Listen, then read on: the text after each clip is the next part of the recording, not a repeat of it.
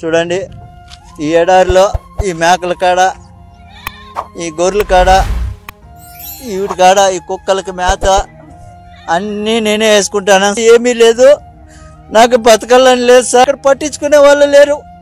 ఇప్పుడు ఆయన వచ్చి 3 రోజులు అవుతుంది సార్. కనీసం నువ్వు తిన్నావా చచ్చినావా అని ఫోన్ కూడా చేయడం లేదు. నేను చచ్చిపోయినా కూడా అడిగేవాడు లేదు సార్. ఈడ నా పరిస్థితి ఇట్లుండదు. నాకు దయచేసి ఎవరైనా సాయం చేయండి సార్. ఈ ఎడారి నుంచి నన్ను బయట వేసేయండి, ఇంటికి వచ్చేస్తాను. ఈడున్నానంటే చచ్చిపోతాను సార్. ఇంక 2 రోజులు ఉంటే చచ్చిపోతాను. నా వల్ల కావడం లేదు సార్. నిన్న ఎంబీసీ వాళ్ళు ఫోన్ చేశారు. నేను సోషల్ మీడియాలో నా వీడియో ఒకటి పెట్టాను. దానికి ఎంబీసీ వాళ్ళు ఫోన్ చేసి వాళ్ళు ఇక్కడికి తీసుకురావడం జరిగింది. ఇబ్బంది లేకుండా నీకు క్షేమంగా ఇల్లు చేర్చే బాధ్యత మాది అని చెప్పారు సార్. చిన్న వీడియో సోషల్ మీడియాలో పెట్టాను.